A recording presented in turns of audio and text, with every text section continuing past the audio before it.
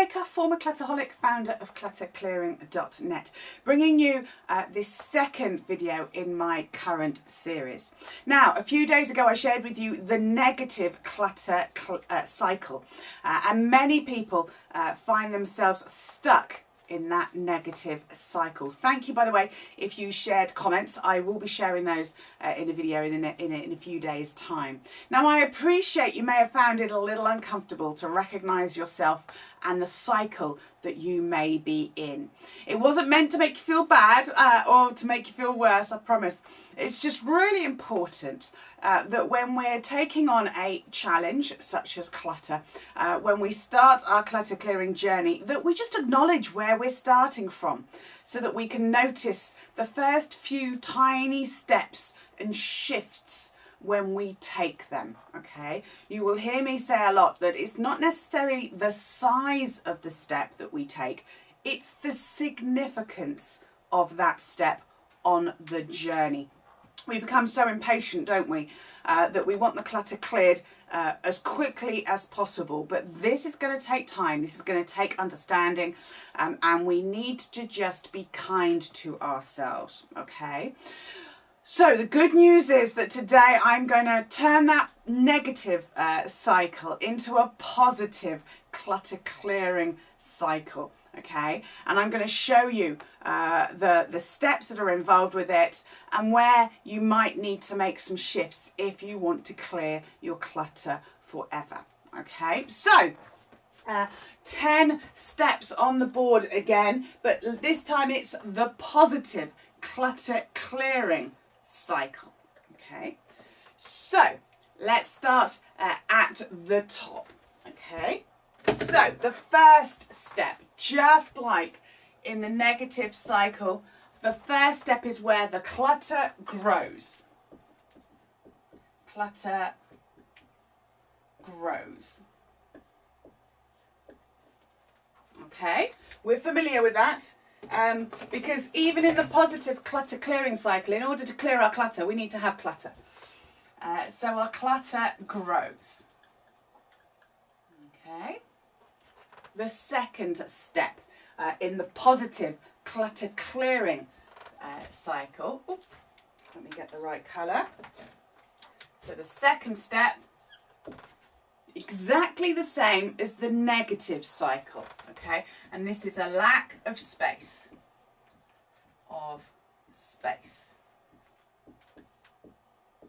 Okay? Exactly the same as before. So once we've got a lack of space, because the clutter has been growing, because we've been accumulating the clutter, the third step, exactly the same. We want to clear the clutter. Want to clear clutter.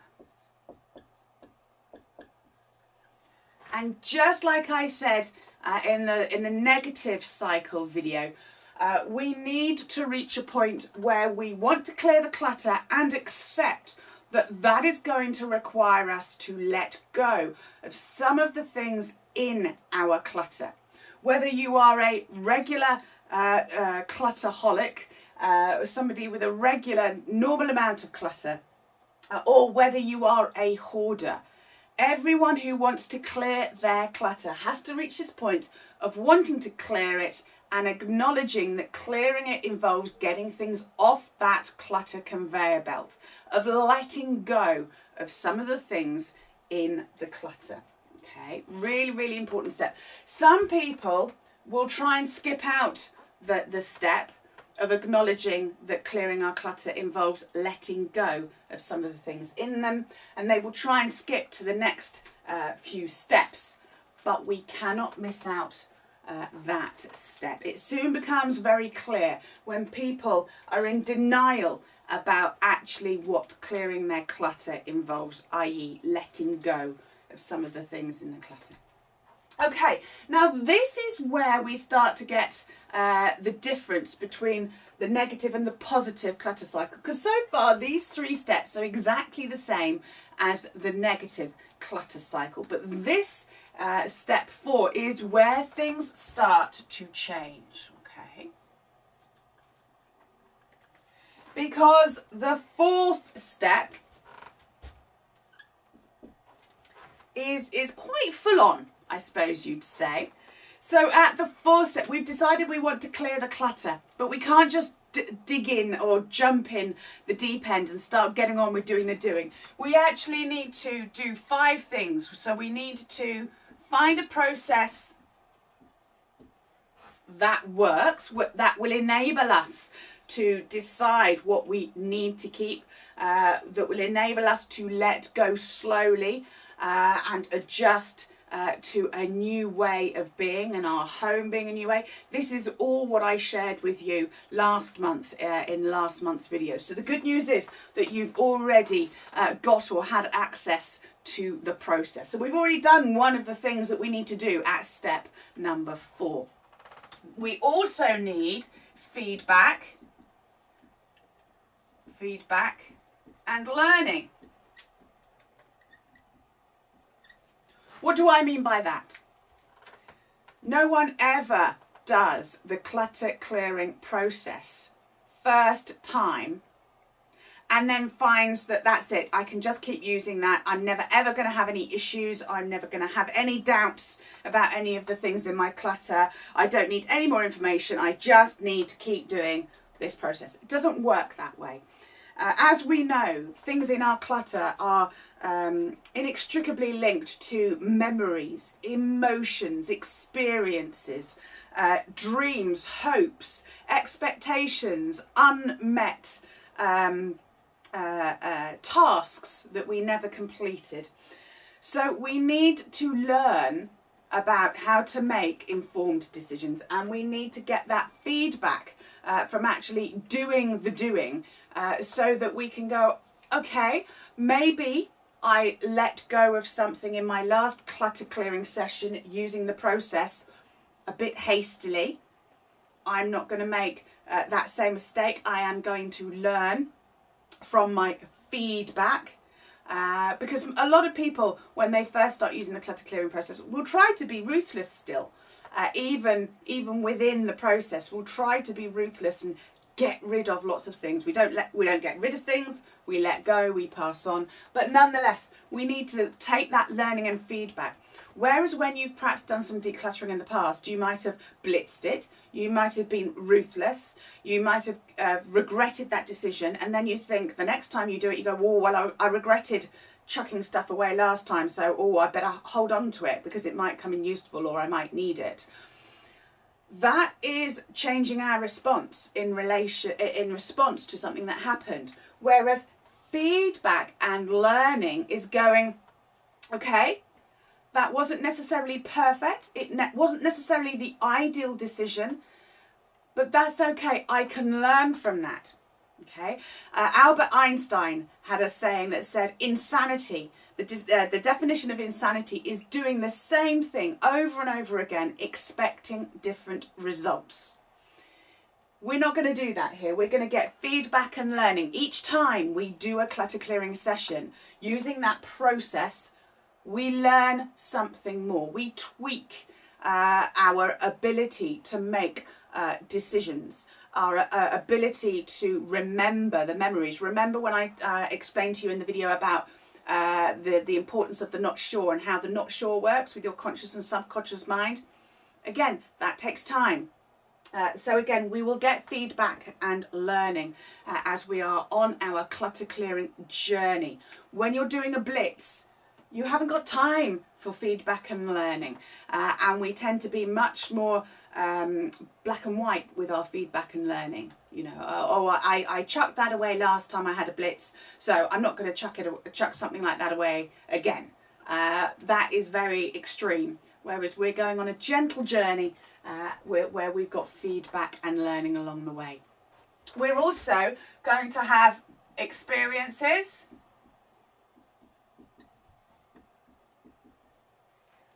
Because those experiences, using that process, give us that feedback and learning. We're not going to do a one-off blitz. We're going to have multiple experiences of using that process. We're going to get multiple experiences of feedback and learning, which kind of perfect our art, as it were, of making decisions and doing this clutter clearing thing.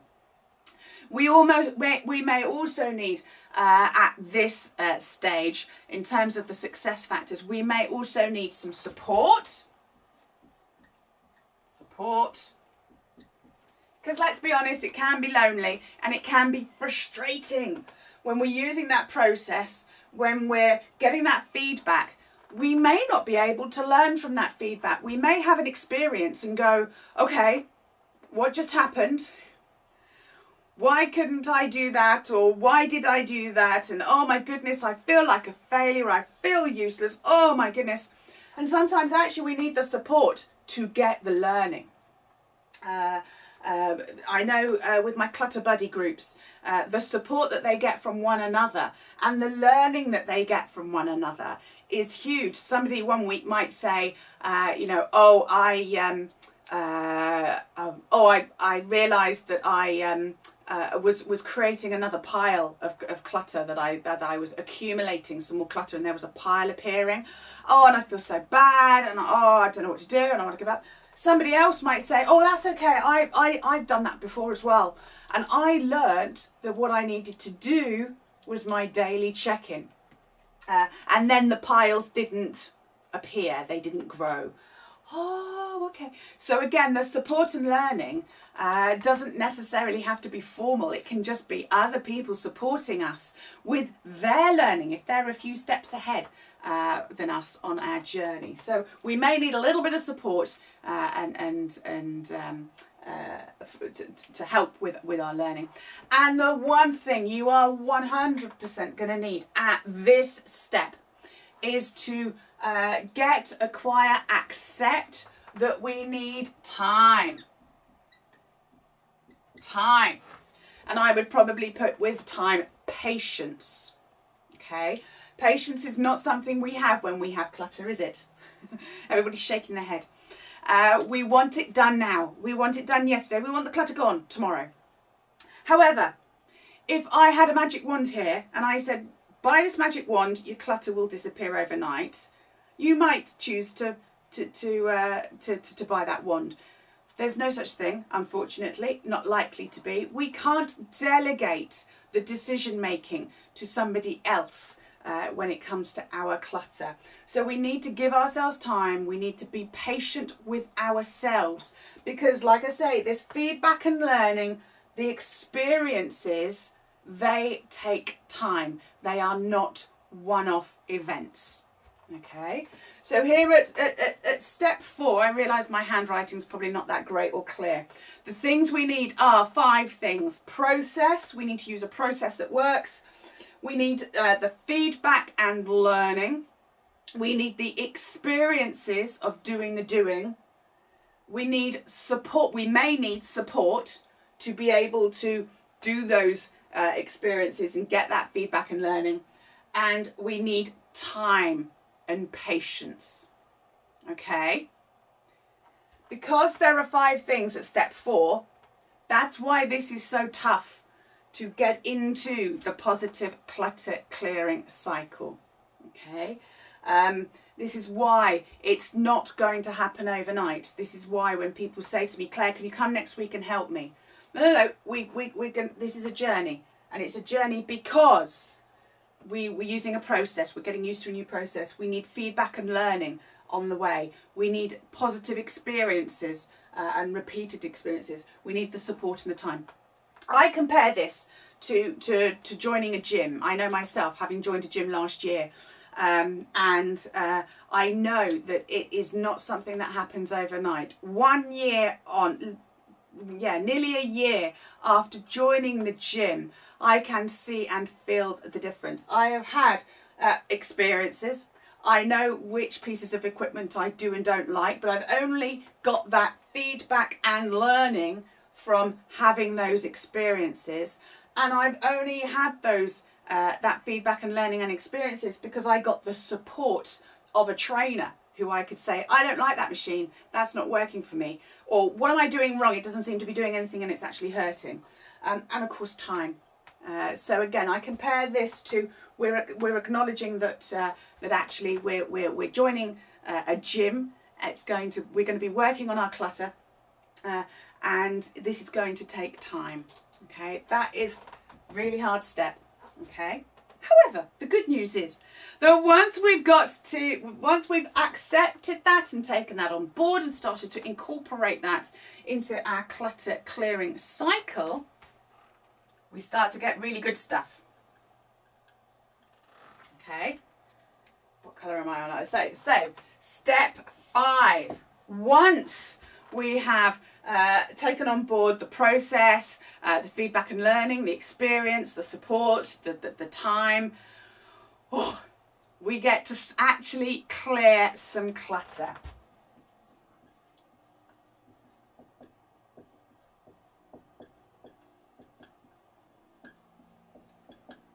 Clearing.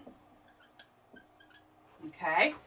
Then we start to get some actual clutter clearing, because some things come off the conveyor belt at last, because we are taking on board everything here that enables us to make realistic decisions. Okay, so some clutter starts to come off that conveyor belt. What's even better is that by some things coming off that conveyor belt, the clutter is actually used. Clutter is used. Okay. Now, what you might be surprised at is that it's not just the clutter, the things in the clutter that we decide that we do need and we will keep that get used. It's actually the clutter that we let go of and pass on. So when we get things off our conveyor belt by passing them on to a charity shop or giving them to a friend or family member who can use it, they start using it. The charity shops sell that item for money, which is a good thing because then they get much needed donations, and the person who bought it hopefully uses it or wears it. So whether it's the things that we decide to keep or whether it's the things that we decide to let go of and pass on, things are actually getting used.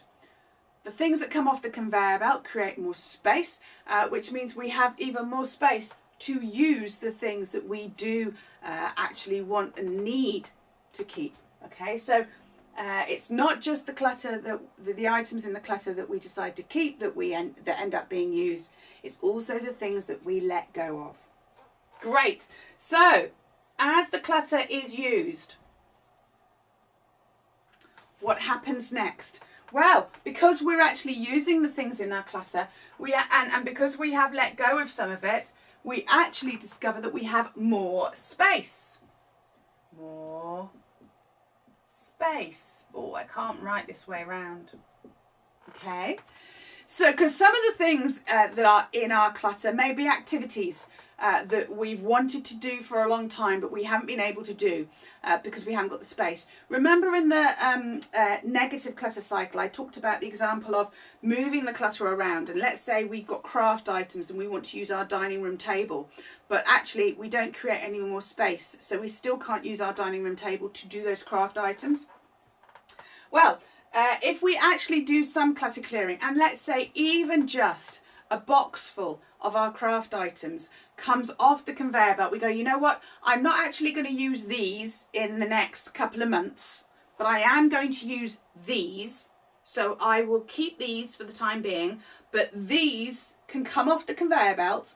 I'm going to let go of them, pass them on. Somebody else who loves crafting can use these quicker than I can, so let's let them go. Let's pass them on. Oh, look, I've got a container's worth of space more in my home because those came off the conveyor belt. And therefore, I've got more space on my dining room table.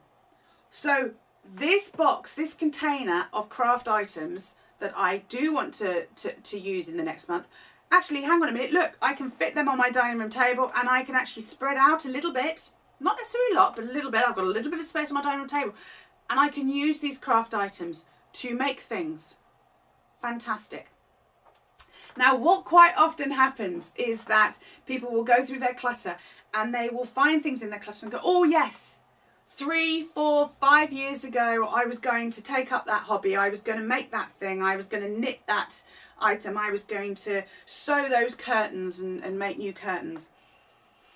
And they've come across the box, the container, the items, and they go, oh God, yeah, I know what I was going to do with that. All right, got a little bit of space on my dining room table now, perhaps. So I'm going to make time this week to start doing that, so that I am using the things that are in my clutter.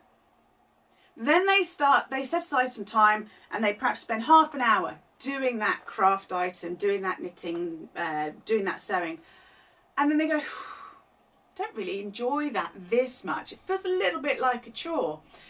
Yes, 3 years ago, 4 years ago, 5 years ago, I was in a place in my life where I wanted to do that and maybe I enjoyed that. But I've moved on with my life since then, and actually I'm in a different place, and you know what? I'd rather do something else with my time than do these craft items or do this knitting or make these curtains. So actually using the clutter enables us to learn and get that feedback about, if I don't enjoy crafting as much as I did before, then actually maybe it can be cleared off the conveyor belt. You know, when I find more of these things, which, yeah, I would enjoy, but I'd enjoy other things more, then actually we clear more clutter. The clutter is used by somebody else, not us, because we've kind of gone past that chapter, and we have even more space. Okay, so clearing our clutter, letting go of some of your clutter so that you can use other items in your clutter can actually help with clearing more clutter. It can snowball. Not always, doesn't have to, but it can be a positive byproduct, so to speak. Okay, so once we've got more space so that we can actually use the clutter as well, what happens next? Well, the 8th step is that we see and feel a difference. See and feel the difference. R-E-N-C-E. Now that is huge. Okay, so again, take the dining room table example. We've let go of some of the clutter. Okay, let's say half of our craft items, because we know can't possibly use all of our craft items at once, and we're definitely not going to use all of our craft items in the next month or two. So some of them have come off the conveyor belt.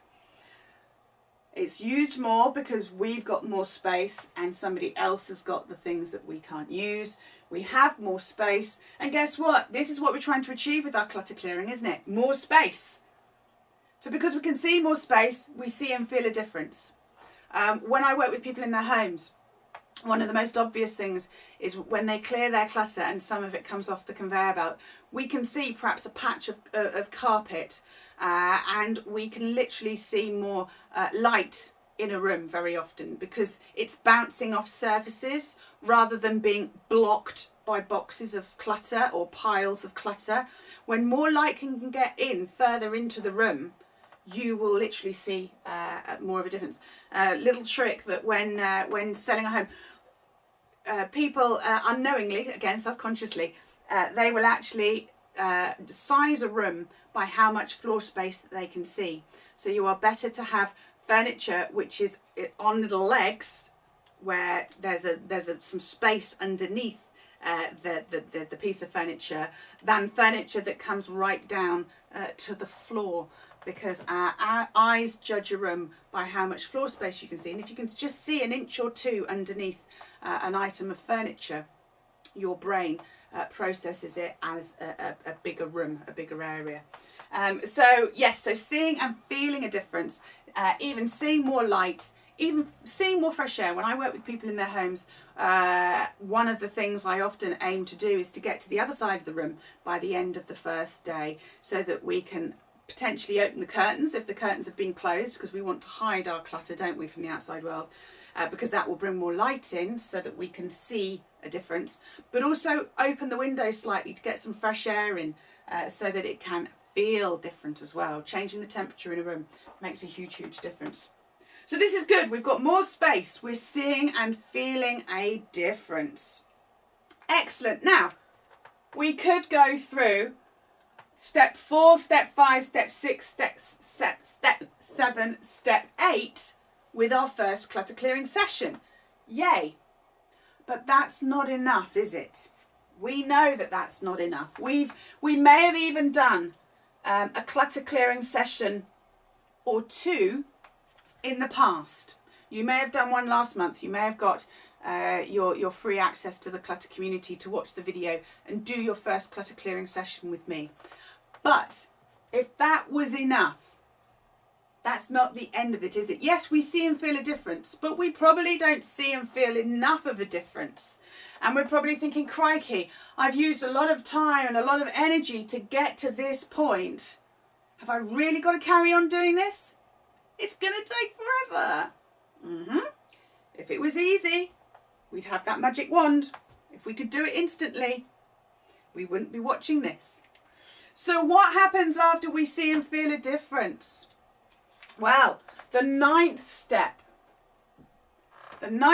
on the positive clutter clearing cycle, and this is one of the most important ones. Okay, they're all important, obviously, because we're doing a different cycle, but this is where people will often give up, because they see and feel a difference and think, okay, it looks better, that's enough. Yes, there's still clutter, but at least there's a little bit less clutter. I can see and feel a difference. Cool, that was exhausting. I'm going to take a break for a bit. Really important. We push on through to number 9, which is routine. Routine. Because you're not going to do this once and be done. The clutter is not going to be cleared. Remember, from the last lot of videos and from the first clutter clearing session, we are only doing a maximum of 2 hours of clutter clearing when we do it on our own. Okay, so you're not going to clear all of your clutter in 2 hours. Not going to happen. So what we need to do is we need to build in a routine of doing it regularly. That is why the most popular type of help that people have with me involves accountability, to make sure that they do the doing and get into a routine, because otherwise they will give up. Yeah, I can see and feel a difference after my clutter clearing session. I'm not going to do one for another month or another couple of months. Never going to get that momentum going. Okay, so we need to get that routine going and we need to get that momentum going. Momentum. Okay. But even that isn't the end of our positive clutter clearing cycle. Okay. One very important final step. And this is where people often get this in the wrong place, okay? People think that they need this step before they start the cycle, but you don't. Only when you have cleared some clutter, got more space, can see and feel a difference, and have got into the routine, the momentum of doing your clutter clearing sessions, only then is it normal for you to actually believe. So belief, okay, motivation,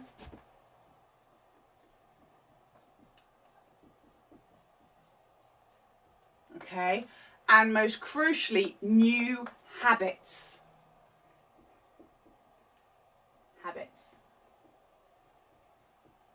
Okay. Once you've actually got the routine going,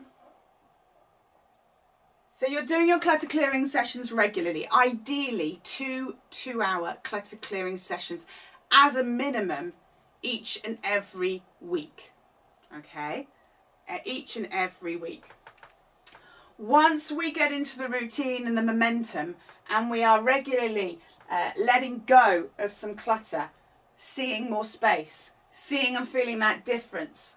Only then will we start to believe that we can clear the clutter. Only then will we start to get to a point where we think, hey, actually, you know what? Yeah, this is good. I want to keep doing this because I may not be able to see the end in sight, but I'm seeing more space. I'm seeing and feeling a difference. And that's all because we are actually doing some clutter clearing. We are actually letting go of some of the things in our clutter. Okay? So a lot of people say, oh, but I don't believe I can do it, so I'm not actually going to do this step number 4. Yes, I want to clear the clutter, but I don't believe I can do it. I haven't got the motivation to do it. I haven't got the energy, and I'm not prepared to put the new habits or the new routine in place. I'm not prepared to make 2 hours twice a week to clear the clutter. Well, it's no wonder that we don't then say, okay, because I'm not prepared to do all that, I'm definitely not going to put in the time and the effort and the energy of learning a new process, a new way of doing it, of having experiences, both good and bad experiences, so that I can get the feedback, learn, make those mistakes, but get better and get the support and give myself time. It's no wonder that when people kind of put this condition at the beginning of the cycle, that they never actually start their positive clutter clearing cycle. Does that make sense? Hopefully so. Now, I fully expect that some people may even have got to, where are we? Some people may have, watching this, may have got to stage 8 in this cycle. Yeah, and just like with the negative clutter cycle, I explained that actually, gosh, it's quite exhausting, isn't it? Because on the negative clutter cycle, we got to stage 8, and actually we hadn't actually got any more space yet. We had expended a lot of time and a lot of energy getting round to stage 8. Now here we have expended an awful lot of energy getting round to stage 8. This stage 4 can be the most mentally tiring stage. However, the good news is that with the positive clutter clearing cycle, by stage 8 out of 10, we are seeing and feeling a difference. So that's great. But not everyone goes beyond the seeing and feeling a difference after their first few clutter clearing sessions. This stage is the next stage that people need to push on through to. Okay, so again, that's why when people work with me, I make sure that, yes, of course I get them to stage 8, but actually sometimes they need my extra help to get them to stage 9 and indeed stage 10. But when I'm working with them, once we've got to stage 10 once, guess what? They get to a point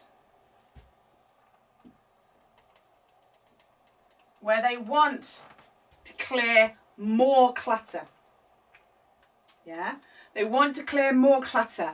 They want to learn and understand more about their clutter and the challenges that they have got. They're open-minded to saying, okay, I've probably been doing something a bit wrong in the past. What do I need to do differently to get better results?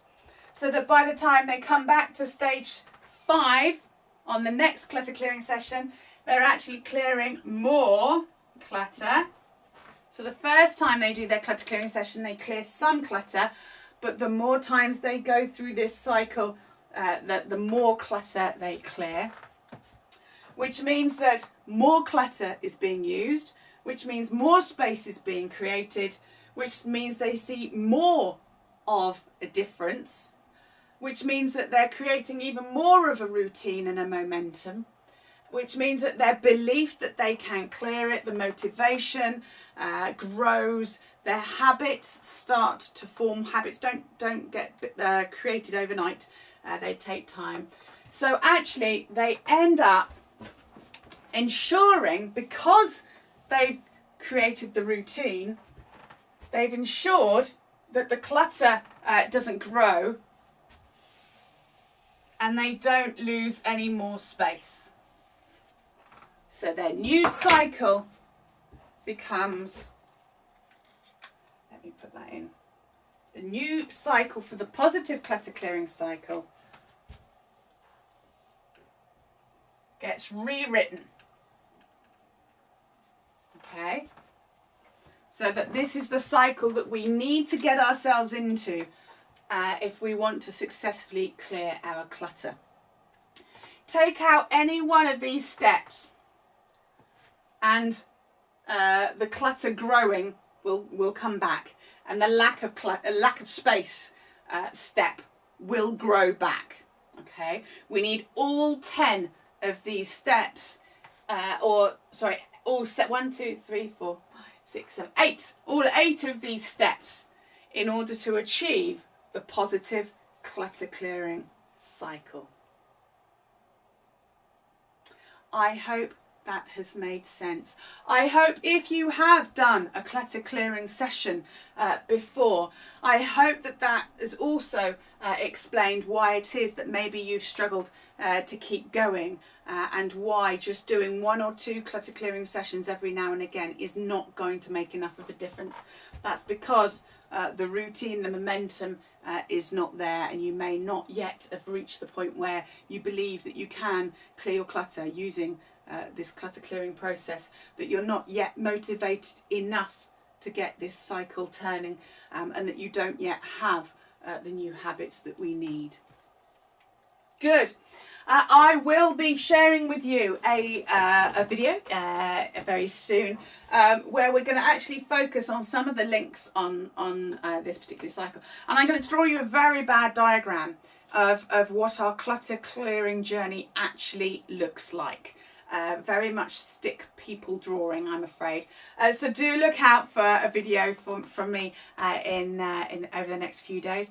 Do leave your comments and sharing in the comment box below the video, because as I always say, it doesn't just help me, but it also helps other people who are watching this video after you to know that they are not alone and that they are perfectly normal. All right, thank you for watching, and I shall see you very soon. Take care.